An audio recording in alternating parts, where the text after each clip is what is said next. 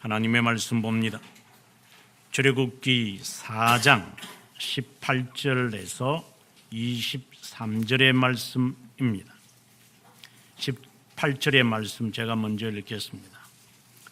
모세가 그의 장인 이드로에게 돌아가서 그에게 이르되 내가 애굽에 있는 내 형제들에게로 돌아가서 그들이 아직 살아있는지 알아보려 하오니 나로 가게 하소서.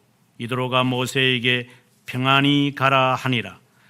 여호와께서 미디안에게 모세에게 이르시되 애굽으로 돌아가라. 내 목숨을 노리는 자가 다 죽었느니라. 모세가 그의 아내와 아들들을 나귀 위에 태우고 애굽으로 돌아가는데 모세가 하나님의 지팡이를 손에 잡았더라. 여호와께서 모세에게 이르시되 내가 애굽으로 돌아가거든 내가 내 손에 준 이적을 바로 앞에서 다 행하라. 그러나 내가 그의 마음을 완악하게 한즉 그가 백성을 보내주지 아니하리니 너는 바로에게 이르기를 여호와의 말씀에 이스라엘은 내 아들 내 장자라. 내가 내게 이르기를 내 아들을 보내주어 나를 섬기게 하라 하여도 내가 보내주기를 거절하니 내가 내 아들 내 장자를 죽이리라 하셨다 하라 하시니라. 아멘. 오늘 우리가 읽었던 마지막 말씀 23절 한번 같이 읽도록 하겠습니다. 내가 내게 이르기를 내 아들을 보내주어 나를 섬기게 하라 하여도 내가 보내주기를 거절하니 내가 내 아들 내 장자를 죽이리라 하셨다 하라 하시니라. 아멘. 오늘의 이 말씀은 견인의 주제에 해당되어지는 말씀입니다.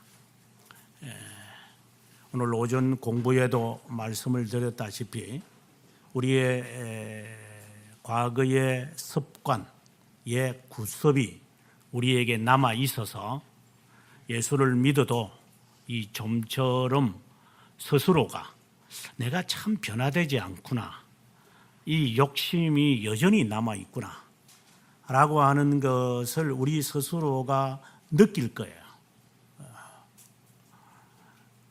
지금도 제가 잊지 못하는 말씀이 하나 있는 것은 제가 총신에서 교수 생활을 할 때에 저희 모친이 하셨던 말씀입니다. 하나는 저에게 돈 100만 원을 주시면서 하는 말입니다. 남 목사, 정말 힘들게 많이 살았잖아. 이제는 좀 사람들에게 좀 사주며 살았으면 좋겠는데 하면서 저에게 큰 돈이죠. 저에게 돈을 주면서 이제 좀 남에게 베풀면서 살면 어떨까 이렇게 했던 말씀이 저는 늘 마음에 가지고 있습니다. 정말 힘들게 살았던 세월이다 보니까 그렇다고 해서 제가 도둑질을 하거나 그런 것은 아니지만 모친이 바라보았을 때 항상 그렇게 유학생활부터 교수가 될 때까지 그렇게 산 것처럼 이렇게 보여지시는 것 같아요, 제가. 그래서 아마 저에게 그 계획을 주면서 좀 나눠줬으면 좋겠다 이런 말씀을 하셨습니다. 그 말씀의 의미가 뭔지 저는 알죠. 그 말의 의미가 뭔지를 알고 있기 때문에 그래서 그것을 실천해야 되겠다 이런 생각을 해서 일련의 여러 일들을 제 삶에서 한 적이 있었습니다. 좀처럼 우리가 변화하지 않는 우리의 습관이 있습니다. 모세의 오늘의 이 이야기는 모세가 정말 우리가 요셉을 보면서도 느끼지만 정말 까칠한 사람이 변화되어 가는 그 모습처럼 모세도 못지않다 하나님이 직접 그에게 6번이나 말씀을 하셔도 끝내 대답하지 않고 핑계에 핑계를 대는 이 모세의 모습을 보면서 우리의 자화상이 아닌가. 40년 동안 궁궐 생활에 살았던 것 때문에 그런 것인가? 아니면 40년 동안 고향을 떠나서 목동 생활을 하면서도 없어지지 않은 것인가? 이제 남은 40년을 그의 평생에 살아가야 하는데 살아왔던 80년을 가지고도 모자란 것인가? 인간적으로 본다면 모자란 것 같아요. 그분의 성품이 모자라다는 것이 아니라 사람이 바뀌어지는데 인생 80년이 별 도움이 안 되는 것처럼 느껴진다. 이 말을 제가 하고 싶은 겁니다. 제가 늘상 하는 말이지만 철이 환갑이 지나도 철 안 듭니다. 저는 숱한 사람을 봤습니다. 숱한 사람을 봤습니다. 여러분도 그 범주에 들지 않기를 바랍니다. 내가 형편이 풀리면 될 것 같아? 천만의 말씀. 사람의 자신의 이 세속적인 것이라고 우리가 한번 이야기해 봅시다. 그것이 변한다? 뭐 결혼한다고 변한? 예, 지나가는 강아지가 오줌 싸고 지나가겠습니다. 안 변합니다. 뭐 자식 놓고 나면 좀 지나가는 자라 새끼가 웃고 지나가겠습니다. 안 변합니다. 하나님께서 바로를 향하여 모세에게 하는 말씀이 있습니다. 출애굽기에 7번이나 하나님이 말씀합니다. 바로는 완악하다. 바로 7번이나 7장부터 시작을 해서 나타납니다. 예. 완악한 자다. 그는 이 완악하다는 말은 이 심정이 단단하게 묶여 있는 자다. 어느 누구의 말을 듣지 않을 거다. 철통에 대해 있어서 자신의 아성의 이 성에서 살고 있는 자이기 때문에 하나님이 7번이나 반복합니다. 동시에 또 7번이나 하나님이 이런 말씀을 오늘의 이 말씀에도 나옵니다만은 21절에도 나옵니다만은 7번 그가 자신의 마음을 심정을 완악하게 했다고 이야기하고 7번 하나님이 내가 그의 심정을 완악하게 했다고 두 가지 관점을 이야기하고 있습니다. 우리는 여기서 오늘 이 말씀이 단순히 모세가 뜻을 굽히도록 하나님이 역사하는 이야기로 끝나는 것이 아니라 여기에 담겨져 있는 하나님의 의도가 있다는 것을 알게 되어집니다. 하나님이 그를 강팍하게 했다, 바로를. 그리고 바로가 스스로 자신을 완악하게 했다. 많은 자들이 아르미니우스파를 따르는 것처럼 아니 가룟 유다가 예수님 팔아먹을 줄 알면서 예수님이 3년 동안 그를 그렇게 지켜보는 이유가 어디 있어요? 예? 그 한마디라도 야 너 나 팔아먹을 거니까 너 그러면 안 돼 이렇게 말해주면 안 되겠습니까? 그런데 왜 하나님 그런 말씀을 안 하셨어요? 이렇게 따지는 자가 있어요. 그거 하나님이 정말 나쁜 사람입니다. 자기 죽일 줄 알면서 그거 데리고 있으면서 그거. 그때 어떤 사람들은 하는 말입니다. 예수님께서 성만찬을 하시면서 그에게 했던 말 기억하지 않느냐? 자네 나와 함께 손을 넣는 자가 나를 파는 자라. 그 말씀을 하신 것은 이미 그에게 여러 번 그에게 암시하는 거죠. 내가 차라리 안 태어났으면 좋을 뻔하였구나. 이런 말씀을 하나님께서 한 번만 말씀하셨겠어요? 그래서 머리를 풀고 옥합을 깨뜨리고 예수님의 발을 씻을 때에 가룟 유다가 거기에 나서서 하는 그 모습을 바라볼 때에 그의 욕심이 어떻게 드러나는지 잘 나타나 있잖아요. 그것은 그 도 스스로가 자기가 불만족 속에 사는 사람이에요. 그러나 그 원인도 하나님에게 있다. 이 두 가지를 동시에 인정할 수 있는 것을 오늘 본문이 우리들에게 명쾌하게 말씀하고 있는 거예요. 네가 아무리 그렇게 하더라도 이적을 행하더라도 그들은 돌아오지 않을 거고 너희들을 내보내지 않을 거라고 주님 말해요. 이미 이 이야기는 3장부터 하나님께서 이야기하고 있는 것이었어요.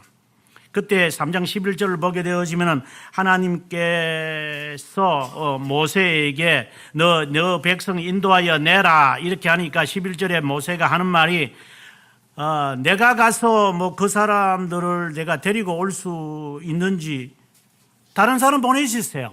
이렇게 그가 이야기합니다. 이제부터 시작을 해서 그는 지속적으로 6번이나 하나님에게 거부합니다.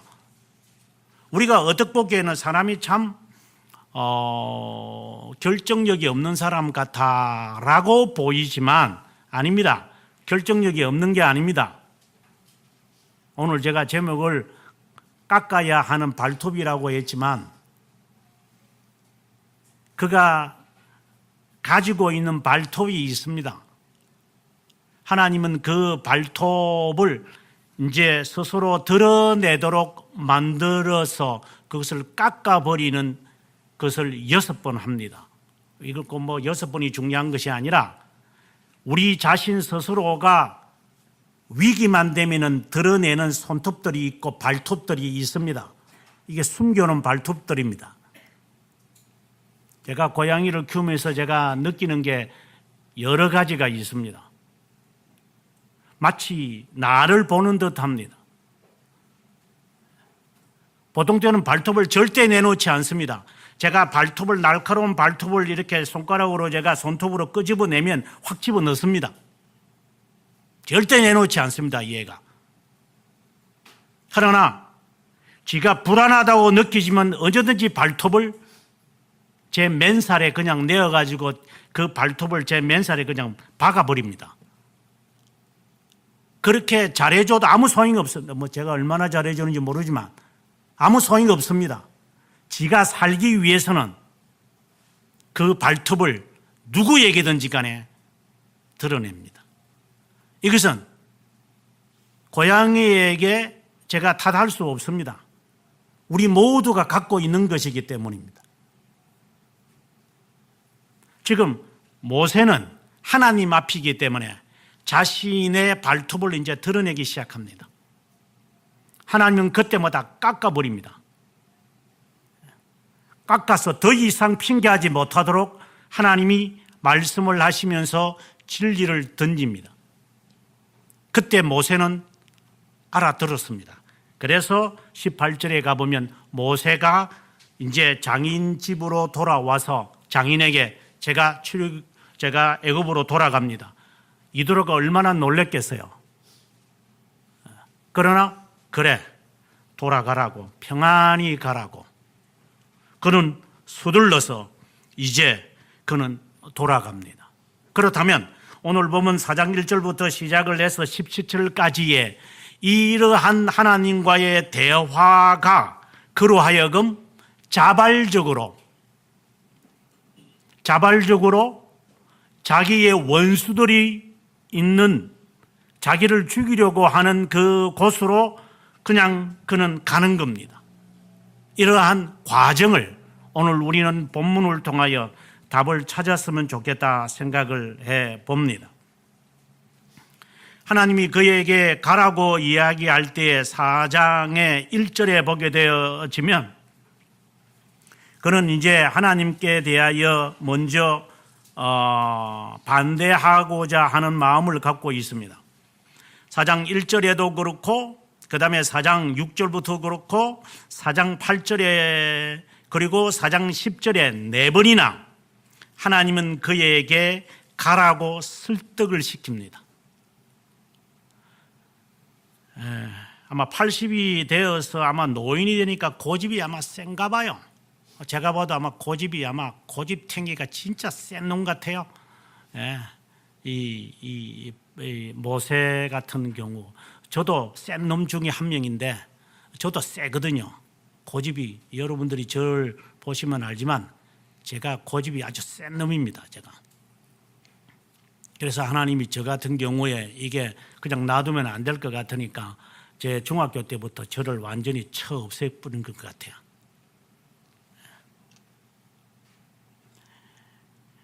이러한 이적들을 통하여 가시적인 증거들을 통하여 하나님이 그를 꺾기 시작을 하시죠. 그것이 첫 번째가 뱀의 사건이고 두 번째가 여기에 나병이라고 했는데 한센병이고 세 번째가 피에 대한 이야기를 하십니다. 그런데 상당히 특이한 것이 나타나요. 그냥 이적이 아니에요. 그냥 이적으로 뭐 이렇게 뱀이 지팡이를 던져서 뭐 뱀이 되었다. 뭐 이런 이야기가 아니에요. 오늘 본문을 잘 보시면 모세가 하나님께 핑계를 댑니다. 그들이 나를 믿지 아니하며 내 말을 듣지 아니하고 이르기를 여호와께서 내게 나타나지 아니하였다. 이렇게 하면 내가 어떻게 해야 됩니까? 이 말인 거죠. 쉽게 말하면 하나님이 나를 보내지 않았다. 하나님이 너를 보냈다라는 것을 우리가 어떻게 아느냐? 그렇게 말한다면 어떻게 해야 되겠습니까? 이런 이야기입니다. 그때 하나님이 2절에 이런 말씀을 합니다. 너 손에 있는 게 뭐냐? 아주 중요한 질문입니다. 너 손에 있는 게 뭐냐? 이미 다 가지고 있는데도 그것을 쳐다보지도 않습니다. 그런데 17절에 가보면 너는 이 지팡이를 손에 잡고 이것으로 이적을 행해라 라고 합니다. 우리는 하나님께 더 달라고만 할 때가 많이 있을 겁니다. 하나님 주십시오. 내 필요한 게 너무 많거든요. 너 손에 있는 게 뭐냐?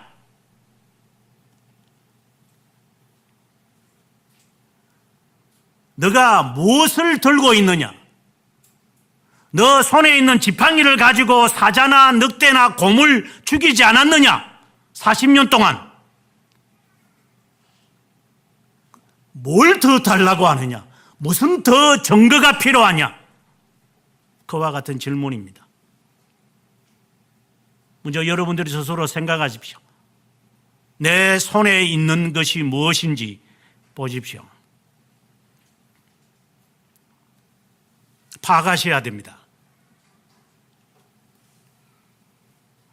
저는 신학교를 가기 전에 하나님 앞에 지속적인 그 작정의 기도를 했다고 뭐 작정 기도가 중요한 거 아닙니다.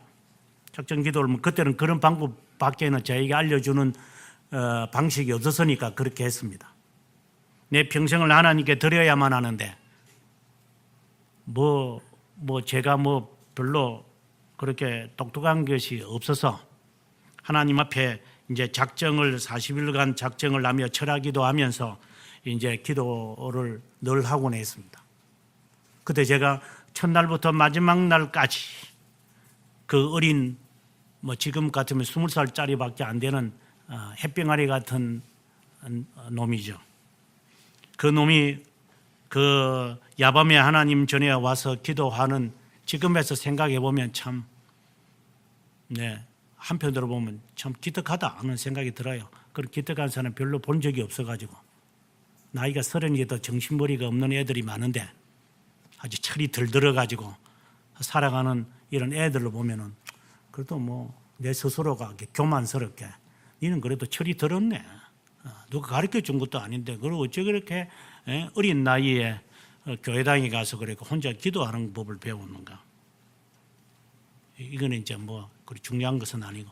그래서 하나님 앞에 기도를 첫날부터 마지막 날까지 저는 하나님께 기도하는 제목은 딱 하나였습니다.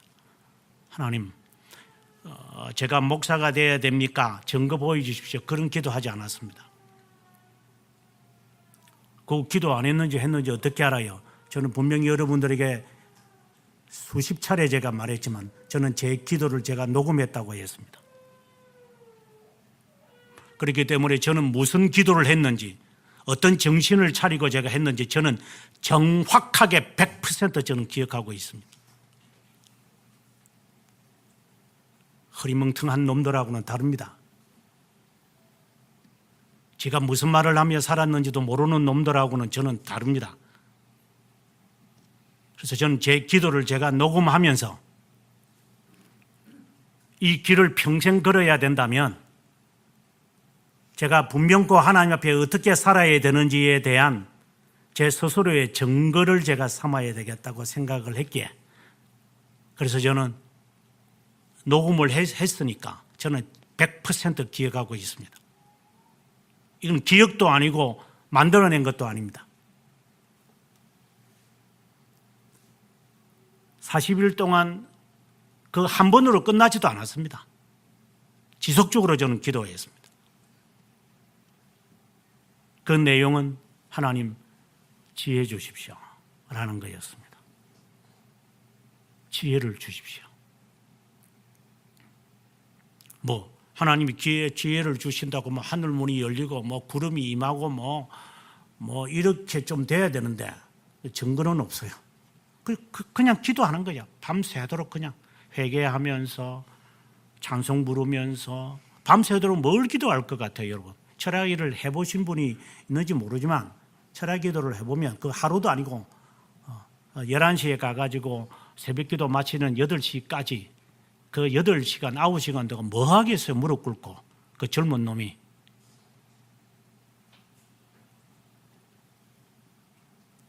하나님, 지혜 주십시오. 지혜 주십시오. 1년으로 끝나지 않았습니다. 2년, 3년 지속해서 했습니다. 그때 제 마음에 확신이 드는 게 있었습니다. 그래서 저는 결심을 하고 이제 이 길을 지금까지 걷고 있습니다. 제가 지혜를 받았다 안 받았다가 하는 것은 중요하지 않습니다. 제가 말씀드리고 싶은 것은 너는 아무것도 아니다. You are nothing.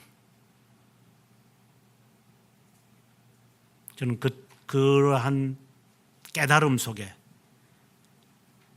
이것이 너의 지혜다.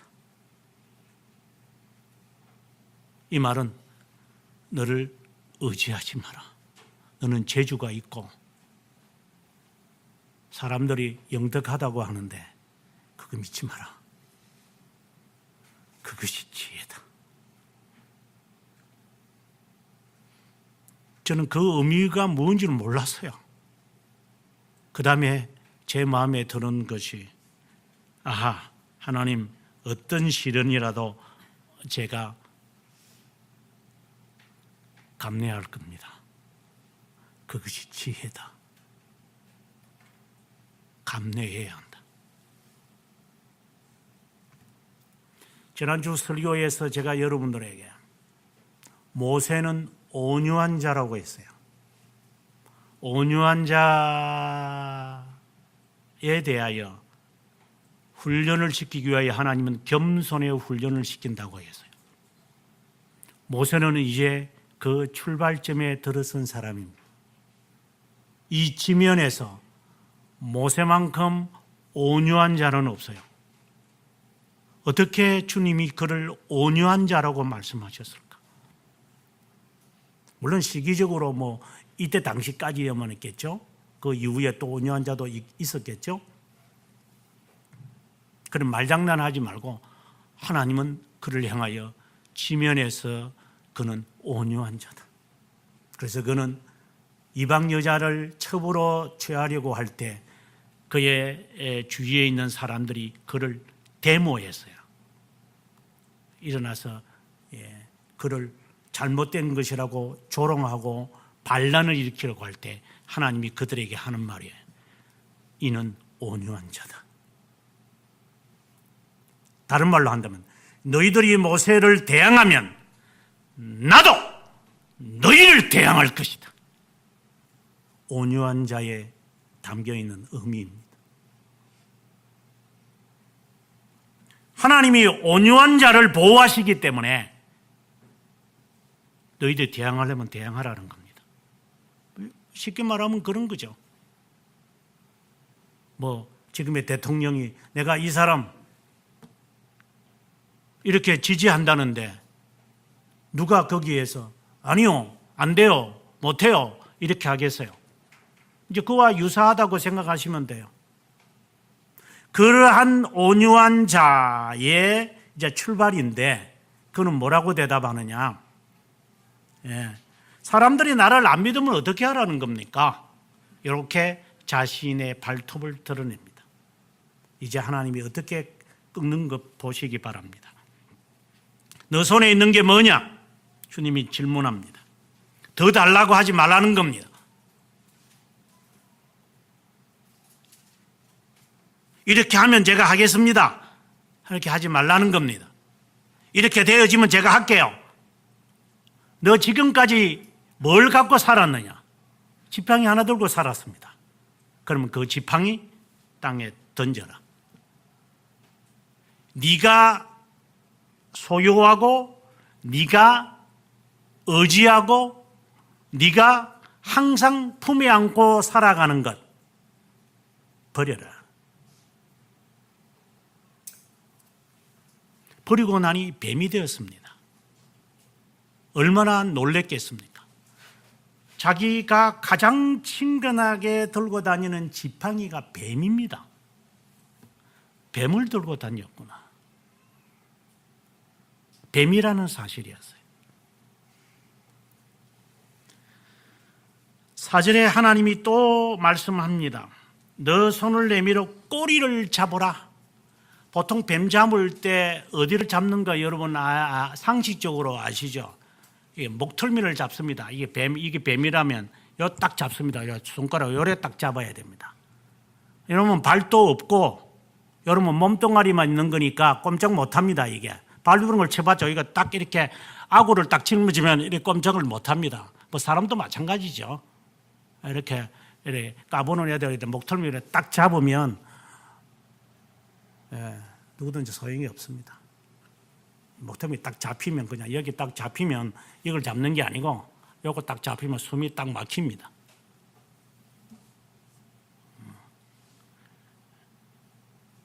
근데 하나님은 어디를 잡으라고 했느냐 하면 4절에 보니까 꼬리를 잡으라고 했습니다. 이거는 이상한 짓입니다. 꼬리 잡으면 큰일 납니다. 되돌아서 물을 버릴 겁니다. 근데 꼬리를 잡으라는 것은 그를 더 성내게 합니다. 그래서 독사, 그 방울뱀들을 보면 꼬랑지가 막 뜹니다. 그래서 방울뱀이라고 그러는데 막 뜹니다. 이게 꼬리가. 꼬리를 가지고 동물들은 자신의 의사를 표현해냅니다. 그래서 닭들이 이게 누가 오면은 이 모든 털들을 다 세고 꼬리를 치켜 세웁니다. 모든 것은 이 꼬리를 만지는 것을 가만히 두질 않습니다. 모든 동물들은. 그런데 하나님이 꼬리 잡으라 그래요. 그럼 물리라는 거죠. 지가 화가 나니까. 그래서 모든 동물들은 엉덩이를 절대 내밀지 않습니다. 엉덩이를 내밀었다는 것은 그에게 자신의 굴복을 나타내기 때문에. 그래서 냄새나는 엉덩이를 우리에게 갖다 댈 때는 이놈이 나를 참 좋아하는구나. 그래, 나를 주인으로 인정하는구나. 그래서 저는 처음에 이해가 안 됐어요. 이놈 더러운 엉덩이를 그냥 갖다 대고 이랬어요. 때리면서 더러운 것 대지 말라고. 그런데 고양이에 대해서 잘 아시는 분들이 그것은 당신에게 엉덩이를 높이 들면 높이 들수록 당신에게 굴복하는 순간입니다. 그런데 하나님이 꼬리 잡으래요. 그런데 지팡이가 되었습니다. 이 말은 능력은 너에게 있는 게 아니라 하나님에게 있다는 것을 가르쳐 주는 것. 네가 지팡이에 의지하면서 살았지만 그 지팡이가 뱀이다. 하지만 내가 너에게 명하는 바가 되면 그것은 권능이 된다. 여러분 스스로가 생각하셔야 됩니다. 하나님이 우리 스스로에게 무엇을 주셨는지, 그것이 하나님에게 순화되지 않으면, 순화, 이렇게 정련, 재련, 정결케 되지 않으면 그것은 나에게 뱀이지만 하나님께서 그것을 정결하게 하면 그때부터는 힘이 되는 겁니다. 여기 첫 번째, 하나님이 그를 꺾는 이야기입니다. 두 번째입니다. 5절부터 보게 되어집니다. 이유를 하나님께서 말씀하시면서 교훈을 주기를 믿게 하려 할 것이다. 1절에서 내 말을 믿지 않으면 어떻게 합니까? 이렇게 하니까 하나님이 이 첫 번째 이적을 통하여 5절에 가서 믿게 될 거다. 다시 한번 마음에 생각해야 됩니다. 너 힘에 의지하지 마라. 너가 지니고 있는 것이지만 하나님의 능력으로 지팡이를 내려놓아야 한다. 그리고 인간의 방법으로 뱀이기 때문에 목덜미를 잡지 말고 꼬리를 잡아라.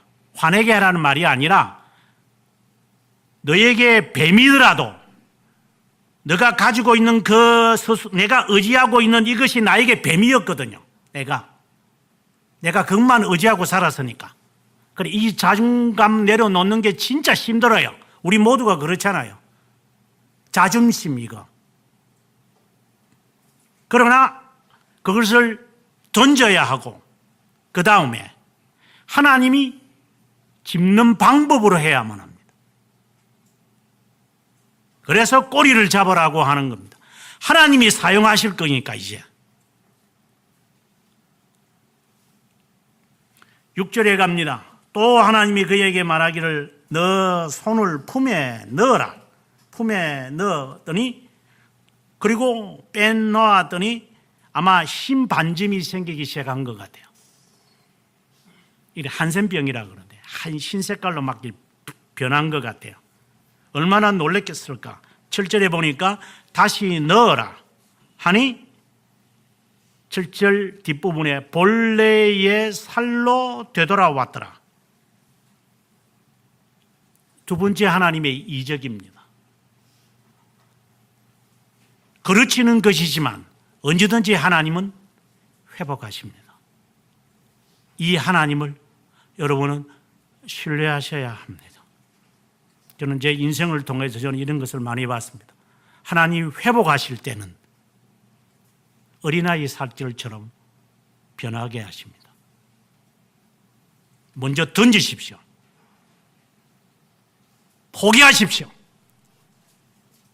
자신의 방법으로 더러운 거 되먹지 말고 꼬리를 잡으십시오. 그 다음에 하나님이 우리가 어떤 일을 하더라도 하나님은 회복시킵니다. 이거는 하나님의 자녀에 대한 이야기입니다.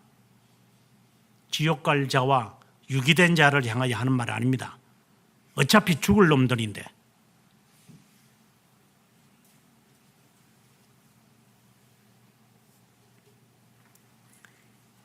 그리고 8절에서 이제 세 번째 표적을 주님 말합니다.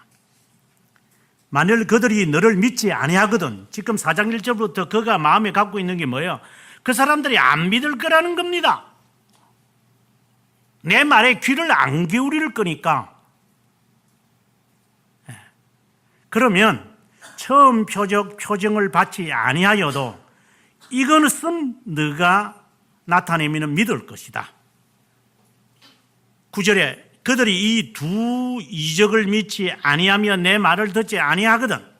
너는 나일강 물을 조금 떠다가 땅에 부어라. 땅에 부으니까 피가 되어버렸습니다. 이건 아주 중요한 것을 지금 말합니다. 사람들은 섣불리 판단을 해서 그 나일강 물이 그 피로 변했잖아요. 그걸 말씀하시는군요. 아닙니다. 그 뜻하고는 전혀 다른 이야기입니다. 피로 변했다라고 하는 것, 나일강의 그 물을 땅에 쏟으니 피가 되었다. 430년 전이라고 우리 거슬러 간다면, 우리가 지난주에 요셉에 대한 이야기를 들었는데, 요셉이 이제 아버지를 초청할 때 70명의 가족이 와서요, 고센 땅에 거해서요. 그리고 430년이 지나서요. 근데 졸지에 이들을 부려먹습니다. 바로가 하나님을 알지 못하는, 하나님을 알지 못하는 게 아니라 요셉을 알지 못하는 왕이, 이 말은 이제 쿠데타가 되어가지고 왕조가 바뀌었다 이 말이거든요. 그러니 뭐 쉽게 말하면 뭐 지난 정부는 뭐 촛불 정부고 뭐 지금은 무슨 정부인지 몰라. 그 전에는 무슨 정부 우리나라는 그 정치학 배우기 참 어려울 거예요. 대통령만 바뀌면 정부 이름이 바뀌어지니까. 그래서 저는 이번에 이 정부는 무슨 정부로 할란가 이랬는데 뭐 그런 말이 없어서 좀 괜찮을란가. 항상 지가 대통령 되면 뒤에다가 촛불 그려 놓겠다고. 이 정신없는 놈들 같은 이네라고. 지가 다야. 뭐 최근에 와서 뭐 정치 이야기지만 그 대통령들 살았던 그 여편에 살았던 곳을 우리한테 공개되니까 알겠죠. 이게 뭡니까 이게? 저 이북 사람들 말하는 거죠. 이게 뭡니까 대체? 에? 그렇게 화려하게 지냈어요? 이것들이 국민을 위한다고요? 개코를 왜라? 그걸 이제 까발리니까 무슨 이유를 대면서 예산이 뭐 어떻고 국방이 흔들렸나? 거짓말만 하는 놈들. 얼마나 철저하게 이 철갑을 둘러서서 이제 하나하나 이제 드러내죠. 계속해서 제가 말씀하지만 이제는 일본말로 나리비 써가지고 다 이제 앞으로 걸어가라. 반드시 될 겁니다. 기독교를 이렇게 핍박하는 정부는 우리나라 정부에서 이런 일은 이전에 없었어요. 코로나나 핑계대 가지고 교회 문을 닫으라고 이런 망할 놈들. 거기에 정신없이 덧붙여가지고 코로나 때문에 국가의 시책이니까 교회 안 가야 된다고? 또 같은 놈들. 직장은 어떻게 가는 인마? 버스는 어떻게 타는데? 식당은 왜 가는데 그러면? 지구석에 처박혀 있지? 교회를 안 간다고? 호랑말쿠들 같은 게. 국가 시책이래요.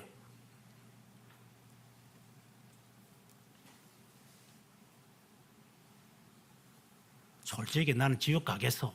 이런 말을 하는 거는 부끄럽지, 힘들지. 국가 시책 좋아하시네. 국가가 너 반백이 주더냐?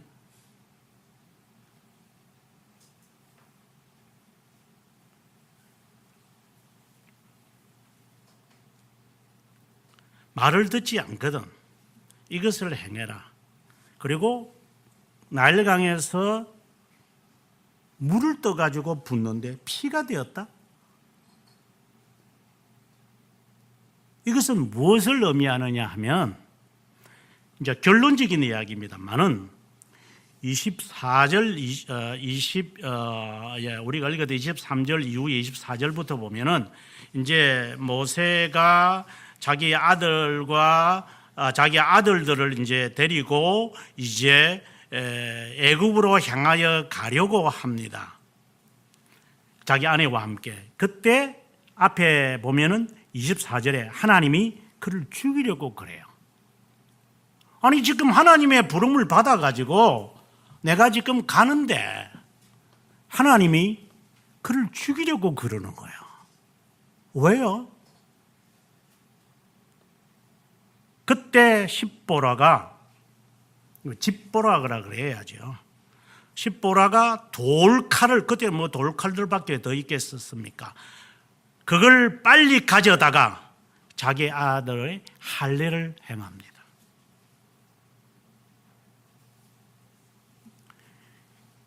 그러면서 십보라가 하는 말이 당신은 내 피남편이다. 26절에 그를 놓아주니라. 십보라가 남편이라 하면 피남편이라 하면 할례를 의미한다. 지금 이제 나일강에서 이 물을 떠다가 땅에 놓으니까 부으니까 피가 되어지더라. 그리고 이스라엘 백성들을 구원하려 가는데 하나님이 그를 죽이려고 하셨나. 그래서 그가 이제 얼마나 당황하겠어요. 하나님이 그를 죽이려고 하니까. 그때 십보라는 빨리 깨우쳐서 자기의 아들에게 이제 할례를 행함으로 이것을 살아남게 되어져요. 무엇을 의미해요? 1차적인 의미는 회개를 의미하겠죠. 그러나 여기에서 한 단계 더 나아가야만 합니다. 회개만 아니라 여기에 담겨 있는 예수 그리스도의 보혈을 기억하셔야 합니다. 아니, 물을 떠가지고 붓는데 왜 피가 돼요? 제가 최근에 와서 즐겨 부르는 찬송 가운데 하나가 가나의 혼인잔치 오신 주 예수여 하는 그 찬송입니다. 가나의 혼인잔치에 오셔서 물을 담으라고 하시고 그것을 주님은 포도주로 바꿔버려요. 떠줘라. 물을요 떠다 줘라. 떠다 주는데 포도주가 되어버렸다. 결론적인 이야기입니다. 바로는 자기 스스로가 완악하고 하나님께서 그를 완악한 자로 이미 만드셨고, 임이라는 단어가 별로 의미가 없지만 영혼에서, 다른 말로 말하면 버린 자지요. 그래서 그는 스스로가 시간 속에서 자기 자신의 아성을 만든 자이고, 모세도 마찬가지고, 모세도 40년 동안 굴어 삶으면서 화려하게 지내고 비참하게 지내면서 자신의 자물통을 얼마나 많이 이렇게 잠궜겠어요. 하나님은 그걸 하나하나 다 풀어 가도록 합니다. 다 풀어야 되니까. 인간의 힘으로는 네가 안 될 거다. 안 됩니다. 그리스도의 보혈로 가능할 것이다. 그래서 하는 말이 너희들의 장자를 다 죽일 거다. 이 말씀의 의미는 나도 내 장자를 죽이마.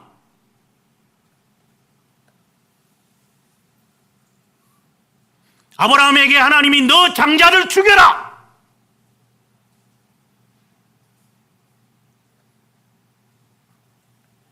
인간의 이 고집스러운 것, 이거 추악하고 추잡하고 냄새나는 것, 이거 입만 벌리면 하루에 2번씩 양치질 안 하면 입에서 썩은 냄새 나오는 것, 그리스도의 보혈이 아니면 이것이 없어지지 않을 거예요. 그러기 위해서는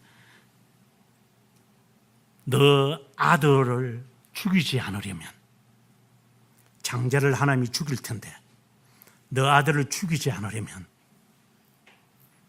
그의 고통을 주게 해야 할 거다. 하나님은 나는 내 장자를 죽였다. 이건 인간적인 이야기입니다. 나는 내 장자를 죽였다. 너는 무엇을 줄 거냐? 언약의 이야기에서 하는 이야기입니다. 나는 인간이 되었다. 너는 무엇을 내려놓았느냐? 주님 질문하면 뭐라고 말할 거야? 나는 십자가에 못 박혔다. 너는 무엇을 못 박았느냐? 못 박은 게 있으세요? 하나라도!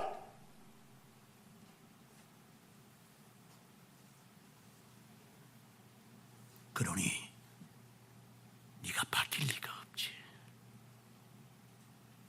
너는 절대로 안 내놓을 거야. 완악해서. 그러면 하나님 앞에 핑계가 없겠지.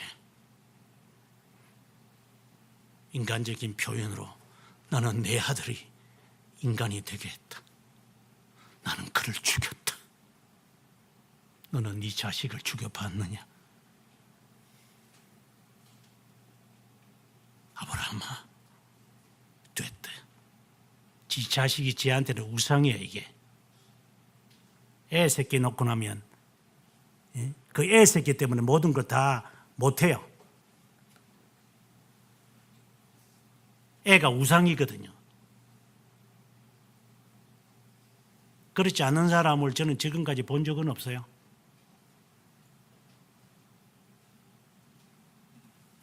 대리만족하려고. 하나님의 자녀라는 사람을 생각을 안 하죠. 지 새끼라고 생각을 하죠. 지가 만들어낸 인형이라고 생각을 하기 때문에.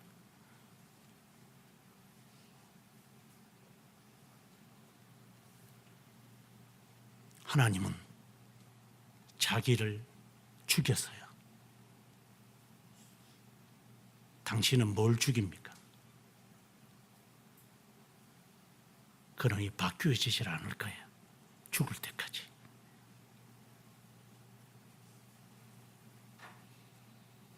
그래도 말을 안 들어요. 이 메시지가 선포돼도 모세는 자신의 아집을 안 내놓습니다. 제가 여러분들에게 이야기했죠.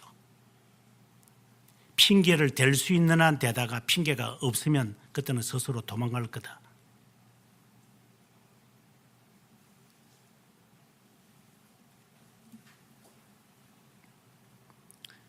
(10절부터) 보게 되지만 하는 말이 오 주여 나는 본래 말을 잘하지 못합니다. 말 더듬이하고 상관없습니다. 무슨 말이냐면 바로가 이렇게 질문을 하면 내가 뭐라고 대답해요? 최근에 있는 무슨 지금 사법부 수장이 된 그 하는 말을 보니까 정말 말 잘합니다. 정말 저렇게 전에 있는 그 사법부 장관 애는 그는 거짓말하는 놈이니까 빼놓고 본래 그 애는 거짓말하는 애였으니까 빼놓고 최근에 된 이 애는 이게 질문을 하면 정말 속 시원하게 정곡을 찌른다. 그러니까 그 앞에서 이모 교수와 논문을 썼다지요. 이렇게 할 정도로 상대방을 아주 정곡을 찌르면서 말하는 것 같아요. 그래서 참 똑똑한 애를 참 보는구나. 제가 늘 하는 이야기지만 이 사회에 좀 먹는 좀비 한 마리가 있는데 그 사람을 이 사람이 지금 긁어 넘어져서 1차에 지금 이렇게 이제 벌금형을 내리도록 했죠. 정말 말쟁이거든요. 그 애도. 말쟁이, 소문난 말쟁이. 그 말쟁이를 말로 제압하면서 승소한다는 게 보통 일이 아니다.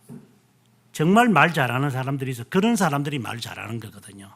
그러니까 앞에 서면 말을 못해요. 이게 변호사든 판사든 검사든 딱 대화를 하면 말이 몇 수를 앞에 가서 말하는 사람들이 있어요. 굉장한 사람들이죠. 그래서 지금 모세가 그렇다 이 말입니다. 그렇게 똑똑하지 않기 때문에 바로가 그 위험을 가지고 이렇게 말하면은 뭐라고 대답을 하겠습니까? 이렇게 지금 말하는 거지 말더듬이나 이런 것은 아니에요. 실제로 말을 잘해요 이분은. 그러나 내가 말을 논리적으로 대응을 못할 거니까 하나님 다른 사람 보내라. 이렇게 이제 마지막 이제 발톱을 드러냈을 때 주님이 하는 말씀입니다. 14절에 화를 냅니다. 이제 그만하자. 쉽게 말하면 그거죠. 모세야, 그만 핑계대라. 네가 가기 싫다는 거잖아. 왜 이유를 그렇게 대냐?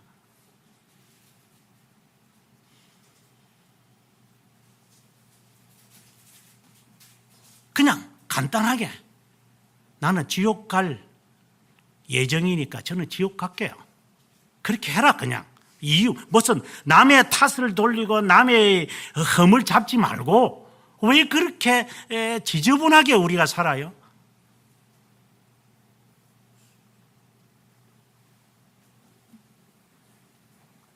하나님이 화를 내셨다. 이건 인간적 표현이죠. 그래서 하나님이 아론을 덧붙이는 겁니다.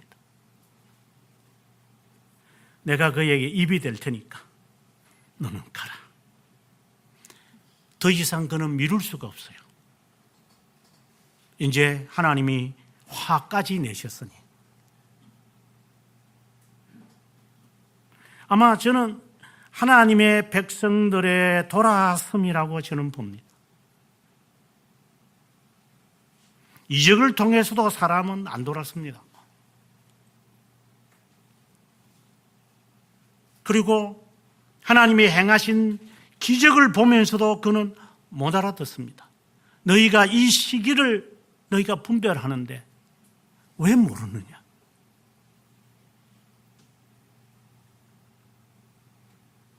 까만 구름이 뜨면 비가 오겠구나. 그 정도는 아느냐? 그러면 이 시대를 알지 못하느냐? 주님이 얼마나 답답하셨겠어요. 그렇게 흥청망청 살아야 되냐?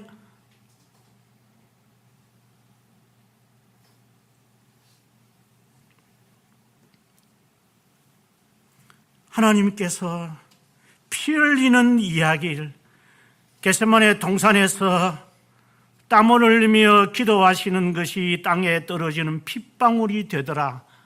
그렇게 되어야 너가 그래도 못 깨닫는다.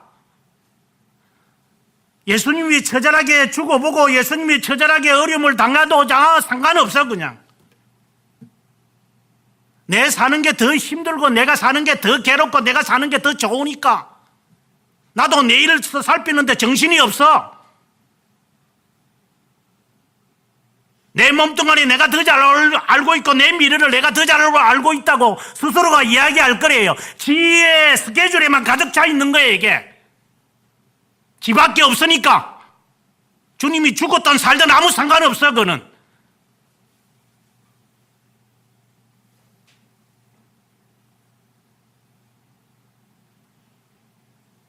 말하는 것까지 자기의 자존심을 내세워서 하나님께 내밀자 하나님은 그를 향하여 분노를 나타내시. 쉽게 말하면 이런 것 같아요. 모세야 그만하자. 그냥 안 가겠다고 해라. 안 가겠다고 해라. 저 버전으로 말한다면 그냥 지옥 가겠다고 해라. 그냥 하나님 저 지옥 보내주세요. 그래서 저 마음껏 제주할게요. 이렇게 해라. 네가 하는 말을 너도 모를 거지만 더 이상 핑계대지 마라.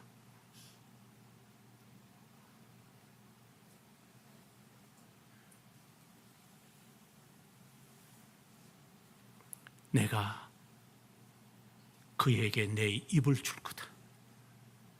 이 모든 것은 하나님이 하시겠다는 거예요. 내가 아마 너는 그저 수종 들어라. 그것도 못한다는 거죠. 우리가 하나님의 지침을 받고 내가 이것을 행하고 저것을 행하겠습니다. 예, 아니요. 그것도 하기 싫다는 거죠. 이제 하나님이 금지한 것도 이제 싫다는 거예요. 내 인생 내가 알아서 할 테니까 간섭하지 말라는 거 아니에요? 하나님이 함께 하겠다는데, 하나님이 지키겠다는데, 하나님이 보호하겠다는데, 하나님이 인도하겠다는데, 하나님이 살리겠다는데도 내가 알아서 할게. 간섭하지 마라. 그러면 뭐가 되는 거야?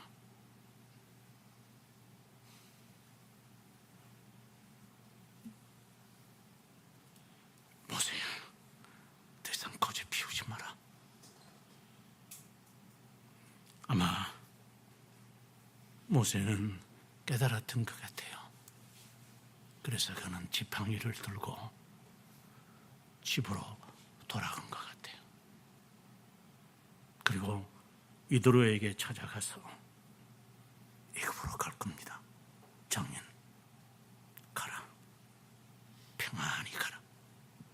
예, 저는 죽으러 갑니다. 정말 멋있는 결단 같아요. 내일은 모르죠.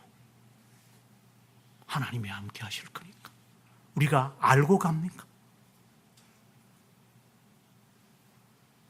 그저 하나님의 말씀을 수행하면 되는 거잖아요. 그분은 아시잖아요.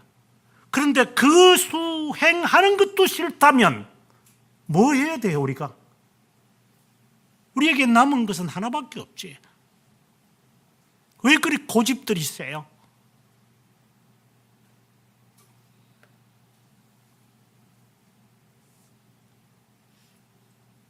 독약을 먹으라는 것도 아니잖아요. 잘 되라고 하는 거잖아요. 그것도 듣기 싫어요? 네 마음대로 하고 싶은 거야?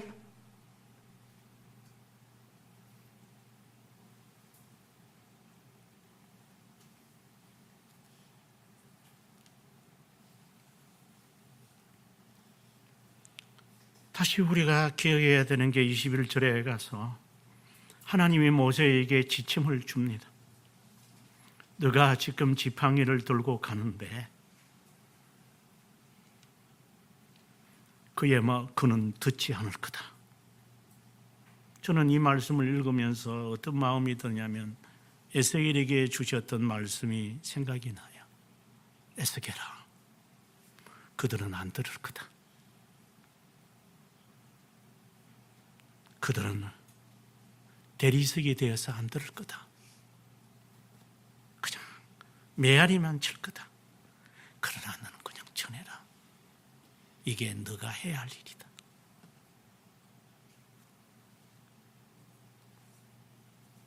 그래서 너는 금강석이 되라. 그냥 너가 할 일을 하면 된다. 네가 해야 할 일을 멈추지는 마라. 안 듣는다고 해서. 그리고 주님이 하는 말씀이 이스라엘은 내 장자기 때문에 내 장자다. 그래서 제사를 드리러 갈 거다. 이 말은 내가 내 장자를 내가 죽일 거다. 제사라는 것은 희생제물인데 그래서 바로와에게 말해라. 우리는 하나님의 장자입니다. 그래서 그의 명령을 듣기 위해서 우리는 여기서 떠나서 제사 드리러 갈 겁니다. 이것이 그의 요구였습니다. 이제 하나님의 말씀을 들을 겁니다. 우리 떠납니다. 애굽으로 가라고 해서 왔습니다. 이제 떠납니다. 우리는 죽으러 갑니다. 광야로 갈 겁니다. 이 나라에서 쿠데타 하겠다는 것이 아니라 우리 그냥 광야로 가겠습니다. 놔주십시오. 수백만 명의 사람들이 의샤에서 하는 것도 아니고 그냥 놔두시면 됩니다. 우리는 자유로 여기에 들어왔고 자유로 이제 떠납니다. 만약에 우리가 하나님의 장자인데 당신이 우리를 내버리지 않으면 하나님이 당신의 장자를 죽일 겁니다.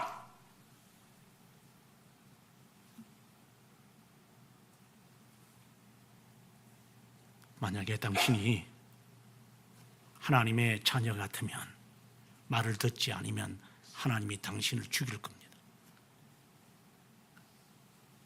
하나님의 자녀가 아니기 때문에 하나님이 살려놓은 겁니다. 어차피 죽을 인생, 잘못하더라도 하나님이 살려놓은 이유가 있습니다. 넌 불인 자기 때문에. 하나님이 살릴 자 같으면 죽을 고생을 시킬 겁니다. 그걸 각오하십시오. 하나님께 적합한 자로 만들어지기 위한 고생의 길로 갈 테니 놓아 주십시오. 우리는 떠날 겁니다. 안 놓아줄 거다. 그래서 내가 그들의 장자들을 동물부터 시작을 해서 바로의 아들까지 다 죽여버릴 거다. 이것이 증거다. 너를 살리기 위해서는. 아브라함에게 했던 말과 같습니다. 네가 가장 사랑하는 아들 죽여라. 그 내려놓아라.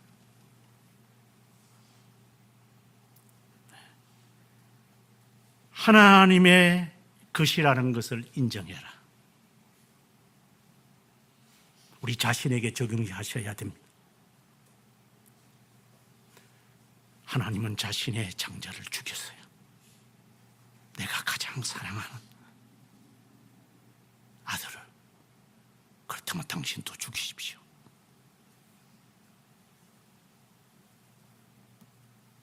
그러기 위해서 주님이 우리를 부르시는 겁니다. 강야로 가라. 강야로 갈 겁니다. 놓아두십시오.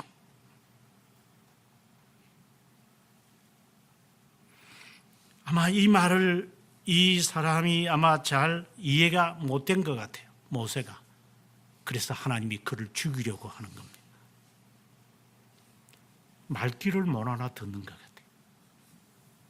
저는 여러분들에게 여러 말들을 합니다. 말귀를 알아듣길 바랍니다. 저는 성격이 못해서 한 번, 두 번 말해서 말을 안 알아들으면 저는 말을 안 합니다. 짐승은 매를 때리지만 사람은 한마디, 두마디 하면 알아듣는 거니까. 그걸 알아듣기 싫기 때문에 안 하는 거니까. 차라리 안 하는 게 낫겠죠. 그 말은 아주 잔인한 이야기죠. 결국 하나님의 자녀가 되면 하나님께 매를 맞고 난 다음에야 듣게 할 것이고, 하나님의 자녀가 아니라면 하나님이 버리실 것이기 때문에 잔인한 거겠죠.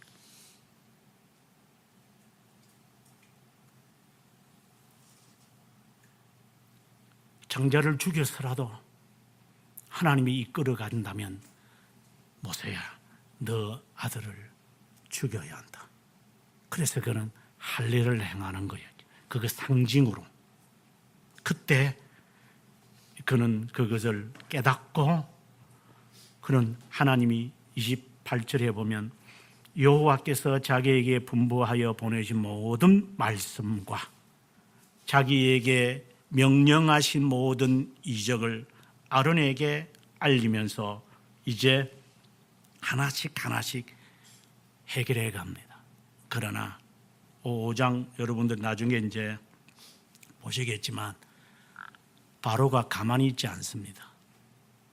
그래서 더 노역을 주고 그 다음에는 이제 우리 물론 앞에서 있었습니다만은 아들 놓으면 다 죽이라 그러고 이런 피해 제사들을 계속해서 해왔어요.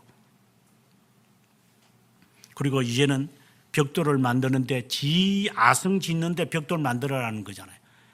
짚을 안 줄 테니까 과거에 우리가 벽돌 할 때 안에 그 짚을 다 넣었어요. 그 지금 같은 콘크리트와 같은 건데 그래야지 이게 서로 흙들이 이렇게 모여 있는데 이 집들이 그것을 이렇게 서로 붙잡도록 만드는 게 집들이였거든요. 그래서 제가 어릴 때 보면 그렇게 많이 하더라고요. 황토에다가 짚을 넣어가지고 이렇게 넣어서 벽돌 만들면 견고해요. 돌멩이보다 훨씬 견고하고 이게 수백 년을 가요. 아주 대단한 것들이거든요. 이런 벽돌을 안 주겠다고 했을 때 그들이 찾아와서 모세에게 원망을 하고 지속적으로 모세에게 원망을 하는 일을 그의 40년을 아마 지나가겠죠. 그때마다 아마 그는 오늘의 이 사장을 기억할 겁니다. 나중에 그가 주님께 하는 말, 내가 이들을 낳았습니까? 하나님, 왜 내가 이들을 낳았습니까? 얼마나 그가 화가 났으면 40년 동안 불평하는 이야기만 들었잖아요. 40년 동안 원망의 원망 계속 계속적으로 원망. 정말 진짜 입장을 바꾸어 생각하면 참 진짜 뭘 하나 yes, I do 하는 게 없어. 계속해서 원망. 그때 그가 화가 나서 이제 지팡이를 들고 반석을 가리키지 않고 치는 이야기가 나타나요. 이 지팡이가 능력이 없어서가 아닌데 이 분노, 아마 40년의 이 분노가 폭발하는 순간 같아요. 그때 하나님이 너 왜 사람들 앞에 내 영광을 감추었느냐. 아마 그때 모세는 많이 울었겠죠. 하나님 40년 동안의 울분을 터뜨렸던 거 봅니다.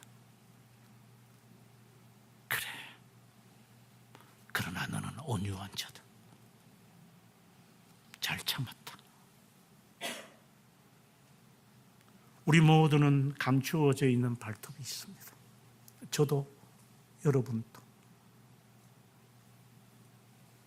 하나님은 그걸 하나씩 깎아 잘라 버릴 겁니다. 살기 위해서 우리는 발톱을 기르는 겁니다. 위기 때 산을 타야 되고 위기 때 점프를 해야 되니까. 그러나 그것을 하나님은 깎아버리십니다. 필요할 때 써야 되니까. 그래서 동물들은 그 발톱을 감추기 위해서 땅을 파고 나무를 긁으면서 이 쓰지 않는 이 발톱을 없애려고 부단히 노력을 해요. 자라나는 발톱 놔두면 자라나니 이걸 없애야 되는데 하는 수 없이 고통을 줘서라도 이 발톱을 깎아내게끔. 그렇지 않으면 하나님이 내가 자르마 자르시겠죠. 하나님의 순전한 자로 우리의 삶을 사시기를 바랍니다.